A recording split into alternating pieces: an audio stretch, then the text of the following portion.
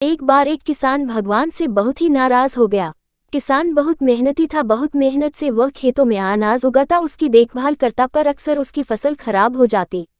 कभी सूखा पड़ जाता, कभी बाढ़ आ जाती, कभी तेज धूप, कभी आंधी, कोई न कोई कारण बन ही जाता कि उसकी फसल खराब हो जाती।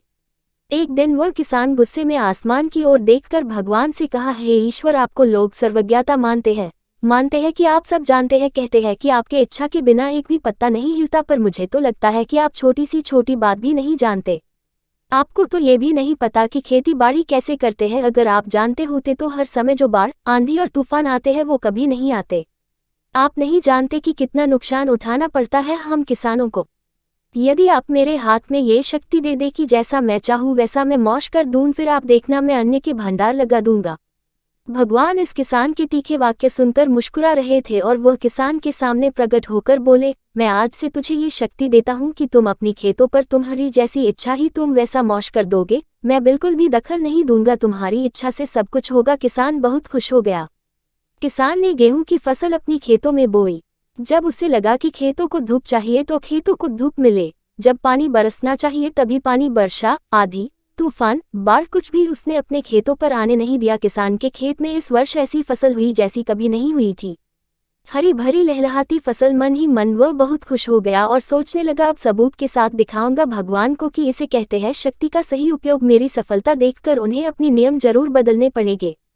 कुछ दिन गुजरे, फसल कटने को तैयार हो गए। किसान बहुत उत्सुकता के साथ फसल को काटने लगा, पर जैसे ही उसकी नज़र गेहूं की बालियों पर गया तो उसने अपना सिर पीट लिया और वह रोने चिल्लाने लगा। गेहूं की एक भी बाली के अंदर गेहूं का दाना नहीं था, सारी बालियां अंदर से खाली थी।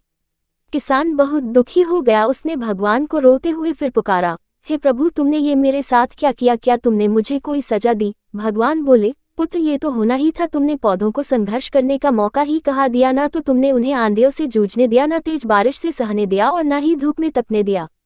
एक भी चुनौती का सामना तुमने उन्हें नहीं करने दिया, इसीलिए सारे पौधे अंदर से खोखले रह गए।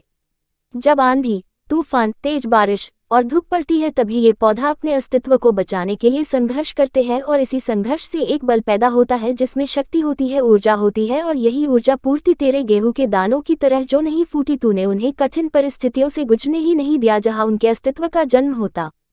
सारे बालियां इसीलिए खाली है, इसमें एक भी गेहूं का दाना इसलिए नहीं है क्योंकि तुमने अपने पौधों को संघर्ष कराया ही नहीं।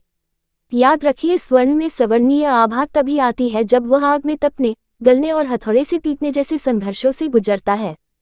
कोयले का टुकड़ा हीरा तभी बनता है जब वह उच्च दाब और उच्च ताप की मुश्किल परिस्थितियों से गुजरता है। इसी तरह यदि हमारी जिंदगी में कोई संघर्ष ही ना हो, कोई चुनौती ही ना हो, तो हम भी गेहूं की बालियों की तरह खोखले रह जाएंगे, कोई अस्तित्व नहीं होगा हमारा।